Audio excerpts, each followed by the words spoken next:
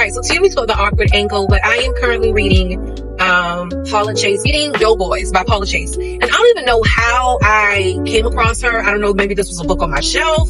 I don't know, because some people give me book donations when I had a classroom library. So I don't know if that's how I came across her and it made me interested to look up what else was by her. Or I don't know. Like I even looked up like the books she's written. I don't think I've read anything by her, and I might be wrong. But Doughboys, you have Simp and you have Rolly. Simp, mind you, these boys are 13, 14 years old. That's the part that's blowing my mind. They're only 13, 14 years old. And along with playing basketball, what would be equivalent to an AAU league, it was a neighborhood team that helped the coach run drugs. And they were like the lookout boys for their coach. And Simp wants badly to move up in the ranks and have people working for him. That's what Simp, he's the oldest, I want to say, of 4 brothers or 5 brothers. His mom is barely making it to get along, and he enjoys the fact that he's able to provide for her whenever she needs it. Like at one point she came to him, because once she started realizing that he was giving her money, she comes to him regularly. And I just, I have some questions within that myself. But because he's 13, 14 years old. What is he doing that he's making this much money? Like at one point she comes to him for $200. So then you have Rolly, who is a musician. He definitely sees himself. If I'm not mistaken, he taught me how to play drums. He's in the talented gifted program, but he's academically talented gifted. He's also musically talented gifted. Rolly plays ball just to play ball, but he's not in it like Simp is in it. And I think Simp is more into playing ball because he plays it with Rolly and it allows him to get close to the coach.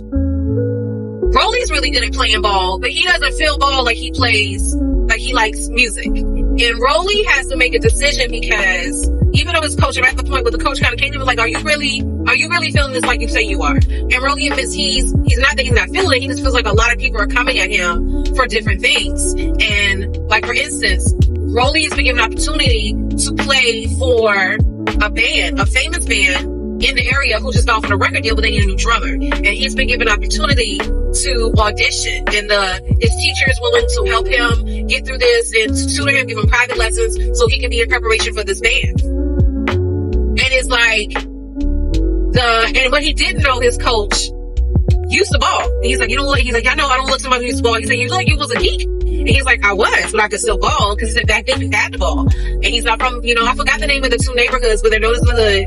And the neighborhood he was from, they're known for pushing people to ball, and they were very territorial about balling in their areas, almost gang related, but it was through basketball. So I'm enjoying this. So it's just gonna be interesting to see, number one, is Simp gonna get too caught up? Because his thing is, he don't see the point in school. He not trying to do school, because I need to make this dough. I'm tired of my mama struggling. I help her with the bills. Mind you, he's 13, 14 years old. Then you have Rolly, who is driven in his promise, but he's torn because of his allegiance to his boy and to the neighborhood. And it's about will Rolly finally step up and say, I'm a musician, this is what I want to do.